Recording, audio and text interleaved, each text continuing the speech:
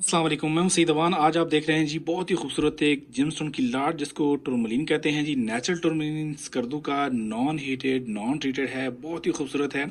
अगर हम इससे की बात करें वज़न की, और वज़न इसका हाफ कैरेट से लेकर 3 कैरेट के राउंड अबाउट एक पीस का वज़न बनता है। बाई कलर का रेट दूसरे टुर्मलिन से थोड़ा ज़्यादा होता है। इसमें अगर पिंक शेड आ जाए तो उसका रेट और भी ज़्यादा हो जाता है। अगर हम इस टोन की बात करें, इस कलर की बात करें, तो ये हमेशा मैं पाक रुपीज़ में इस चैनल पर डिस्कस करता हूँ। डॉलर में डिमांड नहीं करता, ना डॉलर में आपको बताता हूँ। कोशिश करता हूँ कि पाक रुपीज़ में ही आपको बताई जाए। हालांकि इसकी माइन पर भी आप जाएंगे तो आपसे यूएस डॉलर में ही डिमांड किया जाएगा, ठीक है।